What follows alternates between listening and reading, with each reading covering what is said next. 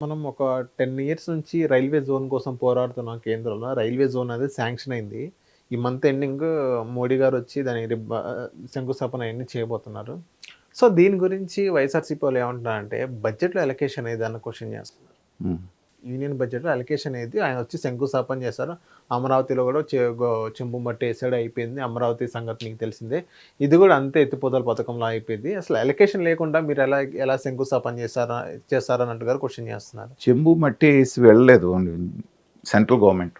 2500 కోట్ల నిధులు కూడా ఇచ్చింది. బేసిక్ ఇన్ఫ్రాస్ట్రక్చర్ కోసం 2500 కోట్లు కూడా ఇచ్చారు. కానీ తర్వాత వచ్చిన మీ చేత కాలేదు.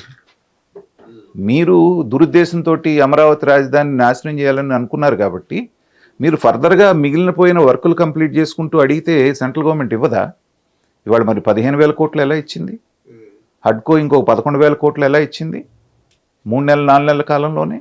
అంటే మీ చేత కాలేదు. అలాగే రైల్వే జోన్ వాళ్ళు ఏం అడిగారు మిమ్మల్ని? ల్యాండ్ చూపించండి రా నాయన, మేము ఇవ్వడానికి రెడీగా ఉన్నాం అన్నారు. ఆ ల్యాండే మీరు ప్రొవైడ్ చేయలేకపోయారు కదా. అది స్వయంగా సెంట్రల్ గవర్నమెంట్ వాళ్ళు చెప్పినటువంటి మాట కదా. రైల్వే జోన్ ఇవ్వలేదని మమ్మల్ని అనొద్దు, వైజాగ్లో ల్యాండ్ అలాట్ చేయండి మేము ఇస్తాము అంటే రాష్ట్ర ప్రభుత్వం నుంచి ఉలుకు పలుకు లేదనేటువంటిది వాళ్ళు క్లియర్గా చెప్పారు. తర్వాత ప్రతిదీ బడ్జెట్లోనే పెట్టిన డబ్బులతోటే ఖర్చు పెట్టరు. రకరకాల ప్రొవిజన్స్ ఉంటాయి వాళ్ళకి. దాని ప్రకారంగా ఒక సంవత్సరంలో అయిపోయేది కాదు రైల్వే జోన్ అంటే. ప్రాథమిక సర్వే ఉంటుంది, దాని మిగతా విషయాలు ఉంటాయి, దానికి కావాల్సిన మినిమం అమౌంటే ఉంటుంది. అవును. పూర్తి అవగాహన లేకుండా ఎవడు పడితే వాడు బయటకు వచ్చి మాట్లాడటం అనేటువంటిది వైఎస్ఆర్సీపీలో ఉన్నటువంటి ఇప్పుడు చెవిరెడ్డి భాస్కర్ రెడ్డి కనుక వచ్చి మొత్తం అంతా మాట్లాడుతున్నారు చూసారు అదాని కేసు గురించి. ఏమాత్రం నాలెడ్జ్ ఉందని మాట్లాడుతున్నాడు అతను.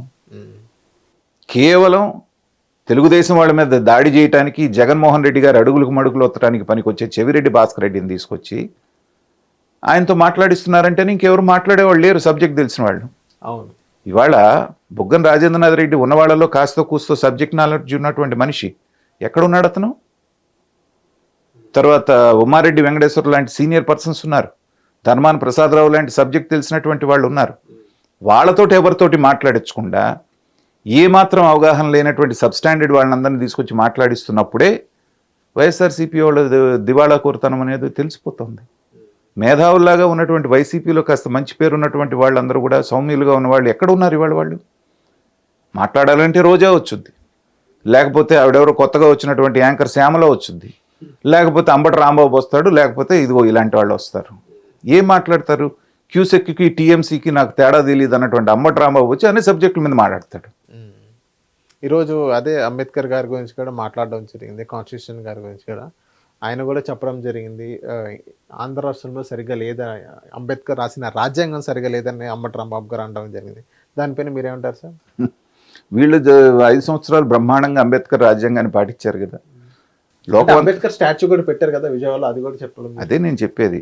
స్టాచ్యూ పెట్టినంత మాత్రాన అంబేద్కర్ పట్ల మాకు గౌరవం ఉందని చెప్పుకుంటాం అంటే ఏంటంటే, మరి దళితుల మీద అనేక మంది మీద దాడులు జరిగినాయి, ఎంత హింసించి చంపారో మనం చూసాం.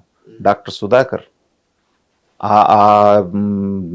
అంబేద్కర్ గారు ఇచ్చిన ప్రొటెక్షన్ ద్వారా వచ్చిన రిజర్వేషన్ల ద్వారా చదువుకొని డాక్టర్ అయినటువంటి వ్యక్తిని నిర్దాక్షిణ్యంగా పిచ్చోడని ముద్రేసి నడి రోడ్లో బట్టలు ఇప్పి మీరు అతను మా చావుకు కారణమైన సంఘటన తీసుకెళ్ళి అక్కడ డోర్ డెలివరీ చేసినటువంటి ఎమ్మెల్సీ అనంతబాబు, తర్వాత శిరోమండనం చేసినటువంటి కేసులు, కొట్టి చంపినటువంటి కేసులు, అమర్నాథ్ గౌడ్ అని చెప్పేసి ఇంకొక అతను మా అక్కను ఎందుకు ఇచ్చేస్తారంటే అతను పెట్రోల్ పోసి తగలబెట్టిన సంఘటన, ఇలా చెప్పుకుంటూ పోతే ఉంది.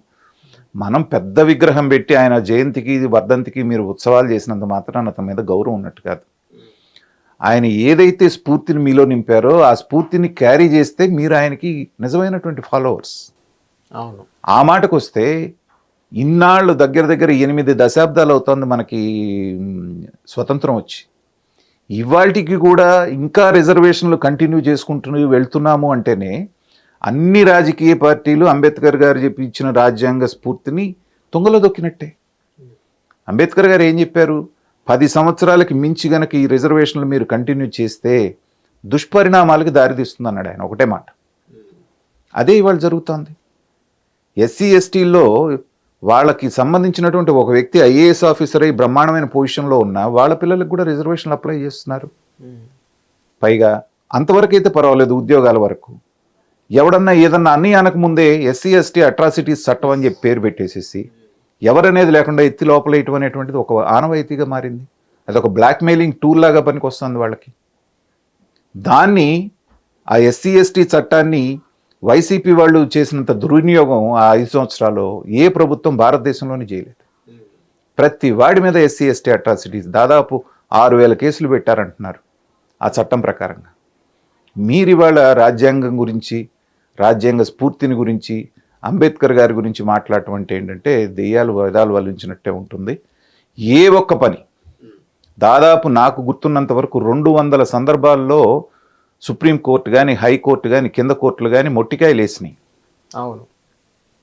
సిఎస్ దగ్గర నుంచి డీజీపీ దాకా కోర్టుకి పిలిచి నుంచోబెట్టినాయి.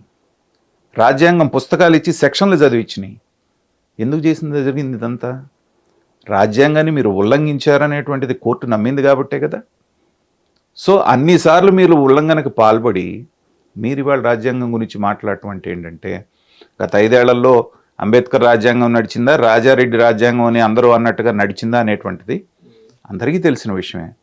కాబట్టి ఇక అంబటి రాంబాబు గారు మాట్లాడిన దాని గురించి మనం అంతకు మించి ఏం మాట్లాడతాం. హిట్ టీవీ యాప్ ని డౌన్లోడ్ చేసుకోండి. ఇందులో short news, live news, entertainment movies అన్ని అవైలబుల్ గా ఉన్నాయి. Please download Hit TV app. Hit TV app. Hit TV యాప్ని ఫ్రీగా డౌన్లోడ్ చేసుకోండి.